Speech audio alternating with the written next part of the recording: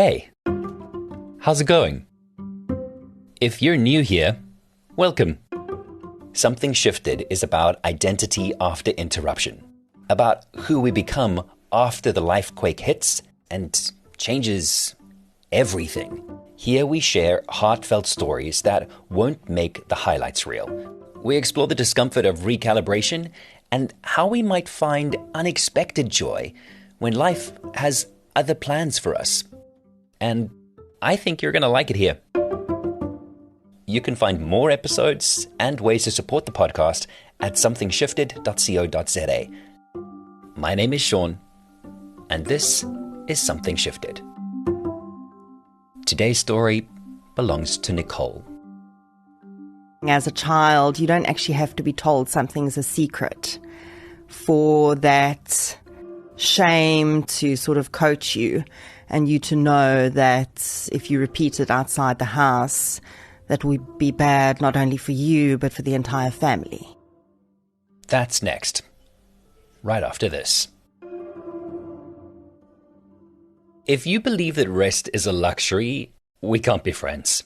Real change is exhausting. And even when your mind is ready, your body has kept the score, so it can't keep up with proper recovery. Which is why I've started taking Solol's magnesium glycinate tablets. It helps with muscle energy, nervous system support, and honestly, I'm feeling a lot less fatigued. You can learn more about Solol and their full range of supplements for healthy aging on Solol, solal.co.za.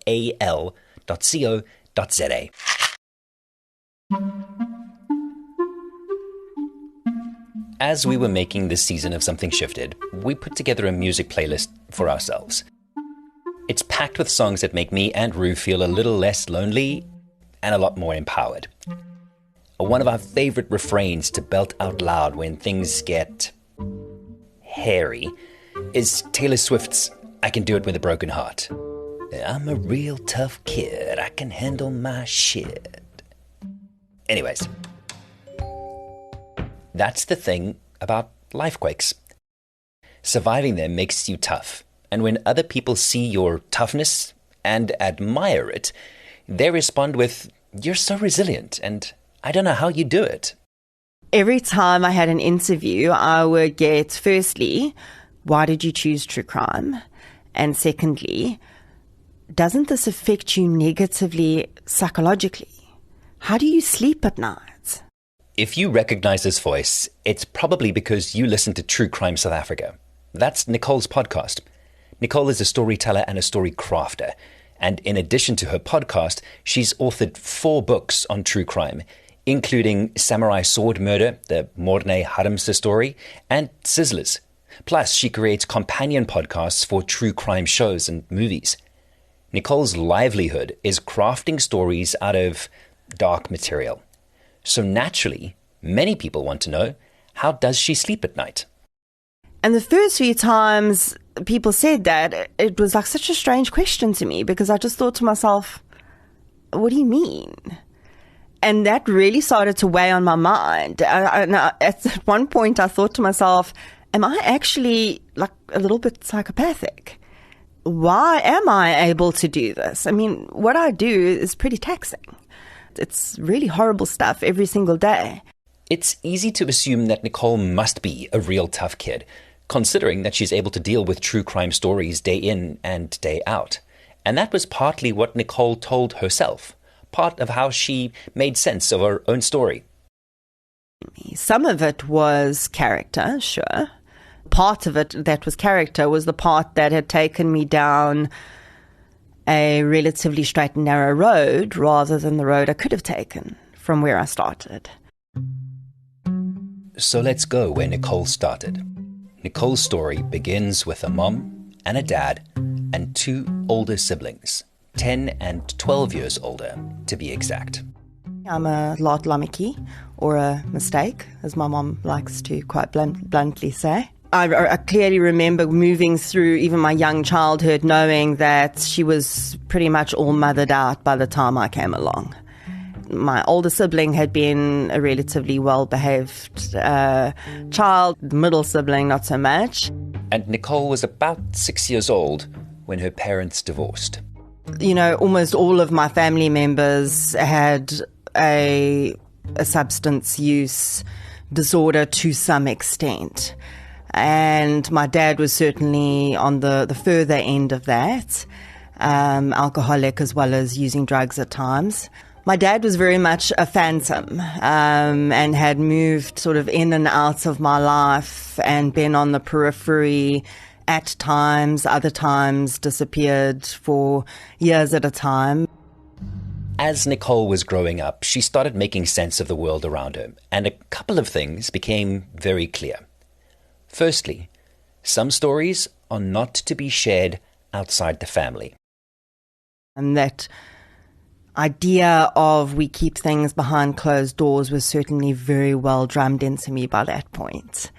I think it's interesting, as a child, you don't actually have to be told something's a secret for that shame to, or that implied shame rather, to sort of coach you and you to know that if you repeat it outside the house, that would be bad not only for you but for the entire family. And I think it's that insidiousness of secrets that you can almost be born sensing that environment and knowing that you have to play a role in keeping those secrets going, for your own survival, because that's really what it is when you're a child.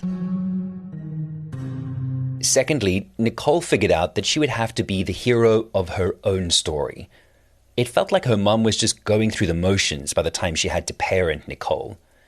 Sure, Nicole was loved, but it was as if there was just enough mum left to meet her physical needs and nothing more. So I certainly didn't feel angry at her for that. It was just one of those things I sort of accepted that I would have to sort myself out. I grew up understanding that I was not to be another problem. And that was really my main goal in life. So that was the narrative that Nicole was handed. Some things are not to be shared. You're on your own, kid, and you better handle your shit. And that's the story Nicole continued to live out. I was so excited to go to school. I think because it was going to take me out of the house, but also because I'd sort of realized I could probably do this pretty well, and it was something that I could add to the family that would be positive. I could be this hope for the family. School was not difficult for me. It was an escape for me, so I did put a lot into it. Nicole set out to be someone who wasn't a problem, who didn't need taking care of. And somehow, she thought this kind of person would be someone who listens to classical music. Even though I didn't really like classical music, that it would somehow make me an elevated person. So I spent a lot of time listening to classical music and literally forcing myself to listen to this stuff. Spoiler alert, it did not make me an elevated human. It just made me a very annoyed human. Nicole attended school in Boksburg on the East Rand of Gauteng, a city known for its mining and industrial sector. Nicole knew there were some things happening in her family that weren't great, but she was also aware of the same not-so-great things happening in the wider community. It was just the backdrop of her story. Again, it wasn't a really weird thing for me to hear that a child had gone missing. But when Nicole started high school, she actually knew the kid who'd gone missing. Ava, her friend's younger sister, was kidnapped.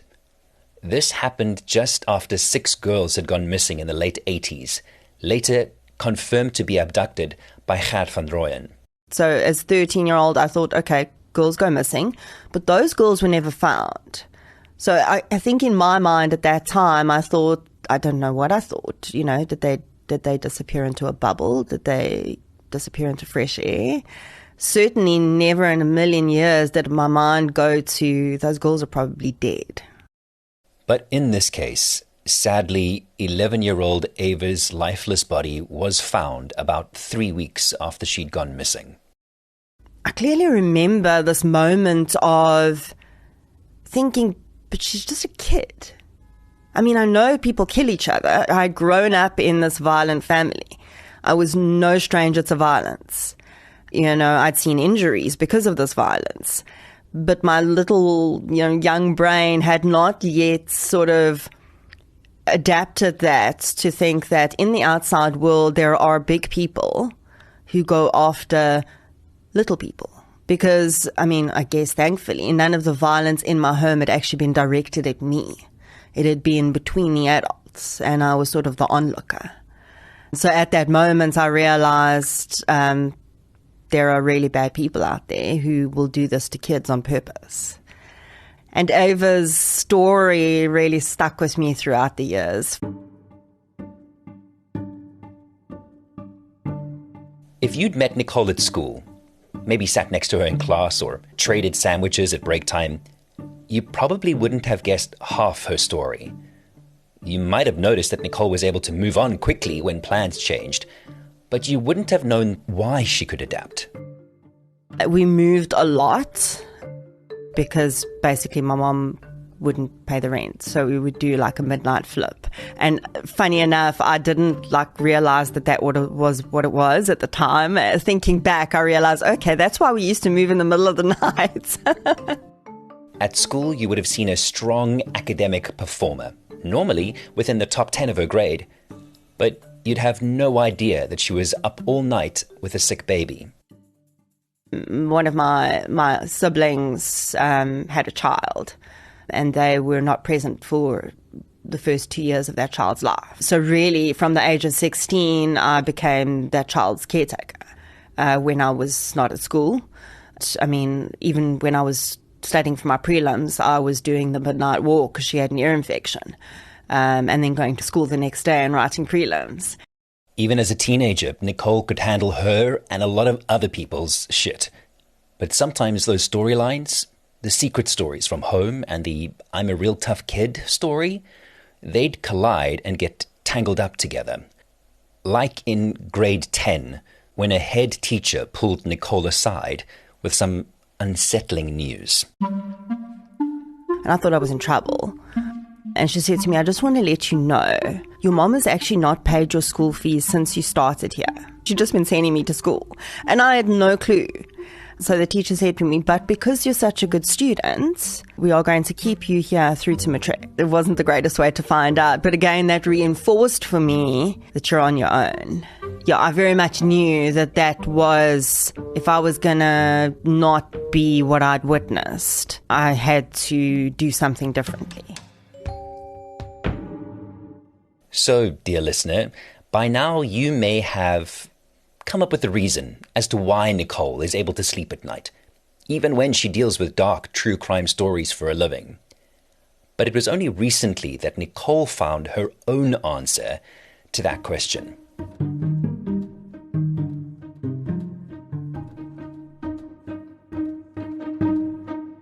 In her early 40s, Nicole had crafted a good story for herself. She was at the forefront of true crime podcasting in South Africa, and her career was going really well. She's given up on the classical music thing, and she rose above the circumstances she grew up in. And she's also only somewhat bothered by the fact that interviewers are curious about her sleep habits. Up until this point, Nicole had assumed that she could do what she does because she is naturally resilient. I myself had wondered, how do police officers and pathologists see all these horrible things every day? But I thought it was a skill they learned, where they just put things in boxes. Sometimes the things that interrupt our identity are huge. They're seismic. You can't miss them. And sometimes they're small, a little less in your face, and very much in your ears, like a podcast episode. And that was when what I say is probably the biggest quake so far, which if you listen to all the other quakes, it probably shouldn't be, but it really was when I was listening to a psychology podcast, and they mentioned this concept of compartmentalization. Compartmentalization. The word itself should be broken up into 3 parts because it's so long. The concept of compartmentalization is that when you are in an extremely emotional situation, you're able to put those emotions into a box file them away, deal with the job at hand, and then go back to those later without those emotions negatively impacting you. And then they said the thing that was really my sort of holy cow moment, which was, this is not necessarily a learned skill that you can teach yourself. It is also a skill that children who grew up in traumatic environments subconsciously learn. Nicole hit that skip back button to listen to this part of the podcast again and again. Did I hear that correctly? And then just sitting there and going, that's what it is. Resilience, that badge of honor other people give you, wasn't a badge at all. It was a survival strategy. That's where I learned it. That is how I survived. And that's how I can do what I do without curling up in the corner and having a mental breakdown. Nicole had become a real tough kid because she had to.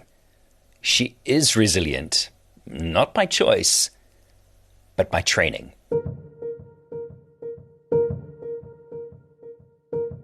The family environment that I grew up in, which was very inconsistent, very chaotic. There was domestic violence, substance use, and just a lot of very abnormal stuff being made normal. And I think when you grow up in an environment like that, it's almost like you're living in a seismic testing center. So you're what would be a giant 9 on the Richter scale to someone else really felt just like a mini quake to me. You become very good at accepting really terrible things as totally normal and just part of your life. I can clearly recall at the age of 6, 10, around that age, thinking that it is my job to manage these adults' emotions so that it does not peak into violence. Compartmentalization is not a character flaw. It's the mind's way of saying, if I don't split these complex things, the pressure will destroy me. It's what allowed me to entertain listeners during a primetime radio show when my little girl was lying in ICU. Radio Sean could ignore the boxes labeled ICU, Zoe has epilepsy and special needs for roughly 3 hours a day while the microphone was on. So now Nicole had an answer for why she could work in true crime podcasting and still sleep at night. She wasn't a psychopath. She didn't lack empathy. She was just really good at boxing things up. Now I understand why. But I still wouldn't tell people when they asked me the question, I would still give them the old answer. It's just natural resilience. But there is a problem with being a good boxer-upper. If you keep those things separate for long enough, like a family box here, a school box there, you start creating separate stories for yourself, about yourself. And even though you might open up about parts of your story here and there will be things you absolutely keep locked up. For Nicole, that was the box labeled Dad. And as a survival strategy, you learn how to, I think, sort of mitigate the situation. You become a human buffer. So all the stories I told myself, I think, were how I fit into their story. Because at that point, that's how I saw myself, as that buffer piece between other people's stories. You know, if there's one thing that I remember from my mom growing up, it was her consistently saying, at least I don't have to worry about you. So again, I knew that. Even to today, I'm harder on myself than anyone else could ever be. Anything less than sort of 80% to me was a failure, which is certainly not healthy. But it made me not another problem at home. As much as I was hopeful for the future, it was a story of I've just got to survive today. I've just got to get through today, and then I can get through tomorrow. So not only did Nicole need to unpack those separate boxes of difficult memories, she also had to untangle how those boxes shaped the stories she'd crafted for herself to just get through each day, so that she could work on having one story. The whole story, complex, nuanced, rich, detailed, where nothing had to be kept separate. Like the fact that she only saw her matric certificate for the first time in her 30s. By the time I matriculated, they refused to give me my matric certificate because there was all that money outstanding. So the first time I saw my matric certificate was probably 6 years ago. I had to apply for it because I was doing a course, and it's the first time I'd ever needed it. So I said, oh, it got damaged. You know, you learn these coping mechanisms. It got damaged in the flood. Yeah, the flood of not having any money as a single mother. Understanding the impact of long-term compartmentalization started Nicole down another path, that of looking at her younger self with kinder eyes. Another thing that I was subconsciously taught growing up was that I couldn't rely on anyone else. Anytime I'd been let down. So I formed friendships and relationships, and, you know, I could certainly carry those along, but I was never all in it. And I still subconsciously knew that you've only got yourself, because that's what I've been taught. As Nicole unpacked these boxes, she could gently hold the contents up to the light and understand them differently, give them a different role in her story. The smell of stale alcohol is a huge trigger to me, or alcohol on someone's breath. For a long time, I demonized alcohol as the problem, and I've come to realize it's not the problem. I would often, in my childhood, be taken, this was the 80s, early 90s, be taken into bars and sort of being put behind the counter. So whichever family member was taking care of me at the time could drink, and I obviously wasn't supposed to be there. So I would have to sit behind the counter, and it's always sticky and like stale alcohol smell behind there. And then I've come to realize the sound, it's very weird. The sound of a key in a lock for a long time was very triggering to me. I would listen for whether the key would go directly into the lock or if it was sort of like all over the place, as a drunk person would be, because then I would know what the next few hours would hold. It was through the unpacking of trauma and rewriting of stories that Nicole managed to figure out what it is that she needed to heal.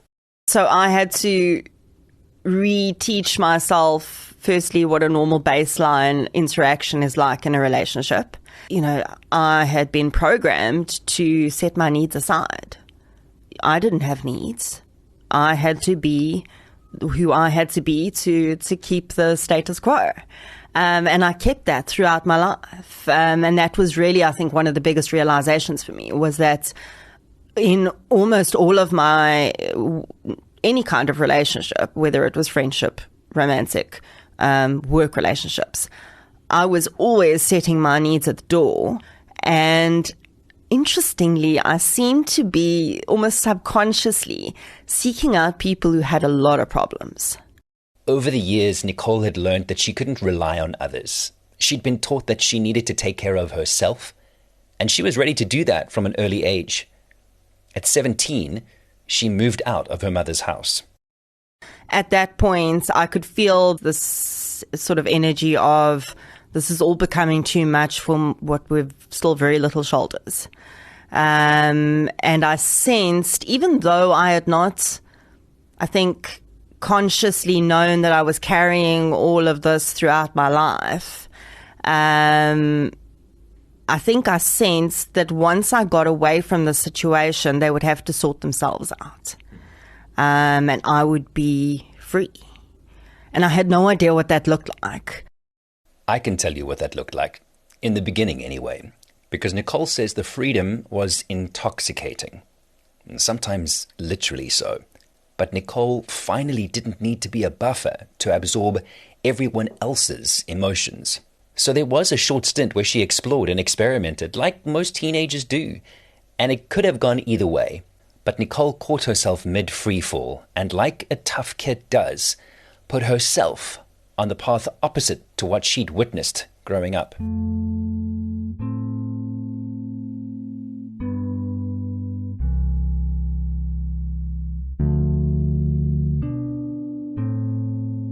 Let's take a moment to appreciate the importance of podcasts and how very meta this moment is. Right now, you're listening to a podcast about how a podcast helped a professional podcaster make sense of her own story. With the language of compartmentalization, Nicole had a new way of understanding herself. I think also what started to shift was when I formed a friendship which continues to this day with a girl that I met at work. And her family are just fantastic people. That's when I started to realize, okay, hang on. Other families aren't like what yours were like. These people have the occasional arguments and stuff, because there was a time where I stayed with them for a little bit when I was between places. But it's not chaos. It's like a normal family. That's really when I started to figure out and have more exposure to other families, because I hadn't even had that during my childhood. So yeah, I think that's really when I started to realize that what I grew up with was very abnormal, and there were probably things that I still carried with me that I probably shouldn't. But the realization of how much that would shape my choices going forward in relationships, career, almost everything really only came, I think, in my late 30s, early 40s. Nicole was able to see how so many of the stories she needed to create to survive may have been helpful then, but they did not serve her well anymore. I think a lot of it was around always needing to not being enough and needing to be more. That was certainly a pervasive theme. It would be something that I would have to come to terms with later in my life, was that nothing, no matter how good I was never going to fix my family, because it was never my job to fix my family. You know, and looking back now, I don't have anger toward my mother for how she raised me. I really do understand that she was doing the best that she could with the tools that she had.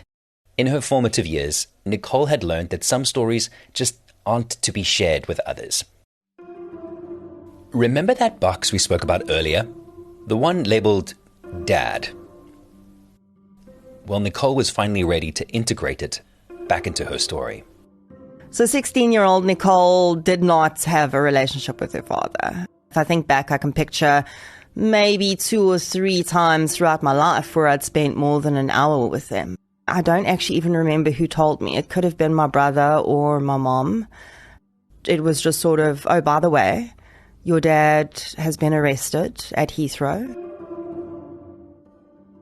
Nicole's dad had been arrested on drug charges in the UK. He had dual citizenship, and he had outstanding warrants in both the UK and South Africa. So after his arrest, when he was given the choice, he opted to be incarcerated in the UK, far away from his family. That information, as I say, was passed on to me as though it were the most normal thing in the world. And it did feel like, yeah, that tracks. You know, it wasn't like, if I think back on it, it wasn't like, I'm never going to see my dad again. I think that was one of the things that, you know, it was sort of like, you do understand that you're probably never going to see him again in your life. And I sort of just nodded and said, okay, you know, and there was no afterward sort of thought of what this means for my life, probably because he didn't really play a big role in my life. But looking back and certainly doing what I do now, that should have been huge That should have been, for any 16-year-old, that should have been a mind-blowing moment followed by probably counseling. It probably should have. But instead it got boxed and sealed, and Nicole just lived with it. No need to share it or integrate it into the fuller story. But it turns out her career in true crime brought her full circle. Because this, all of this, her dad's criminal activity, the violence, the substance abuse she witnessed as a child, it gives her a superpower to do what she does. Empathy. Nicole crafts stories out of true crime because she knows that there's a fine line between being the storyteller or being the story itself. And she decided that that box didn't need to be sealed anymore. That part was allowed to be part of her whole story. So Nicole put the story in the book she wrote with Bryn Hodgkins called Killer Stories. Nicole 4 years ago would never have done that, because I still had that sort of cloak of shame that children carry around with them when they live in those environments. And I had almost separated who I was then from who I am now, and refused to believe that any of that could have influenced what I was doing today. When this book was about to be released, I was terrified that people were going to look at me differently. And the reaction, I mean, some people were surprised, but most people didn't even comment on it. Today, it's almost more of a holistic picture where I can say, okay, actually the fact that my dad was a international drug trafficker and a lifelong criminal, and I grew up with all of these abnormal behaviors around me, I can see how that would have made me perhaps interested in the darker side of life. And that's okay. It is okay. It's all okay. The boxes and their contents, the unpacking and the rewriting of our stories. We are resilient, not because we're untouchable, but because we have the ability to heal and because we can write new stories.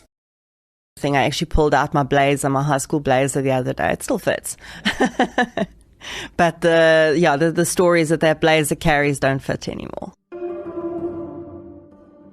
Today, Nicole Engelbrecht is affectionately known as the queen of true crime podcasting across South Africa.